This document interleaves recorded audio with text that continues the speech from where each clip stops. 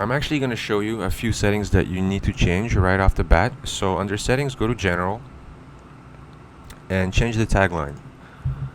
Change the tagline to describe your website. So my tagline will probably be like free video tutorials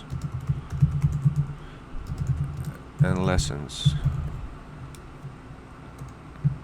The rest leave unchanged. Go down and click save. Next thing we're going to change are the permalinks. And what permalinks are is, for example, when you go to your website, like yourwebsite.com, whatever, I'm going to type mine in WP Theme Helper. And if you have like a page or a blog, you would type in like / page name or like / blog post or whatever. So this is where you set up the structure of those links. Now this one right here, day and time, is when you make a blog post, it's going to look like this: yourname.com, the address, and then the name of the post. Now this looks kind of ugly, it's too long. Let's say you want to leave a link in a YouTube video to your site. You want something short, you want something like this, like just your.com / post name. Or even better, what I'm going to show you how to do is you want to add category before the post name. So I'm just going to zoom in a little bit so you can see what I'm doing. So do this.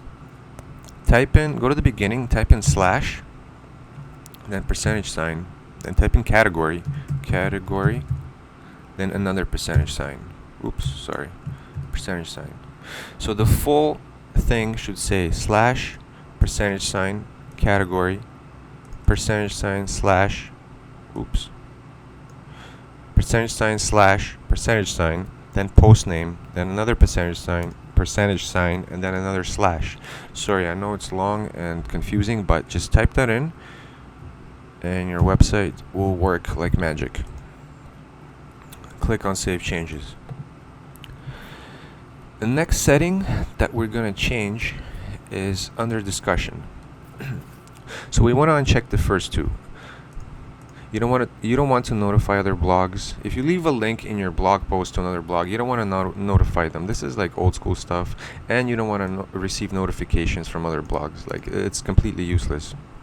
We're gonna disallow comments on new posts and articles. Like, you can leave this unchecked if you want to have a blog post where people if you want to have a website where you want to allow people to comment, you can uncheck this. But usually you want to build your website first and then turn in your comment settings. So I'm gonna turn off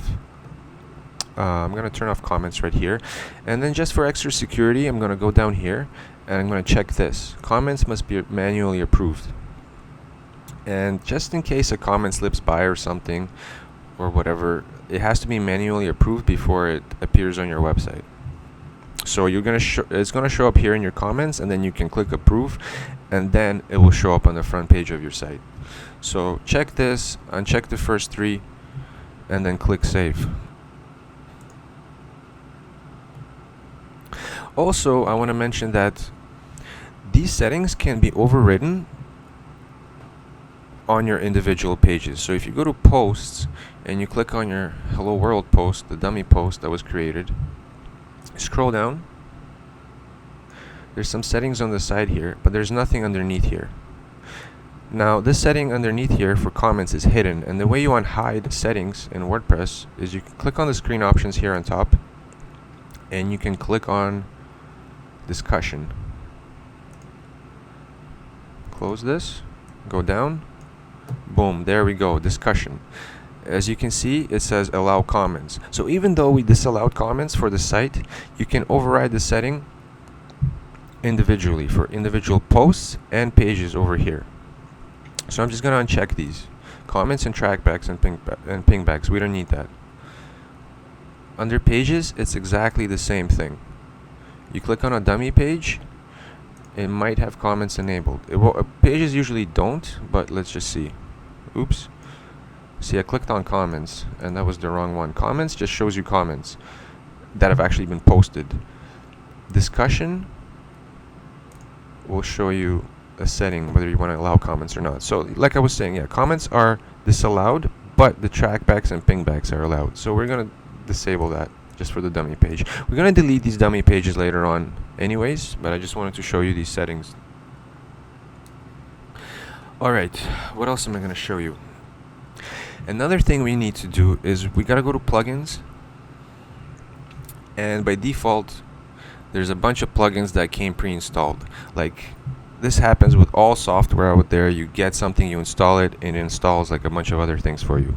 So what we're gonna do is we're gonna delete all of this. So check this checkbox that selects everything, and before we can delete a plugin, we gotta deactivate it. So click deactivate, then check all of them again, and click apply,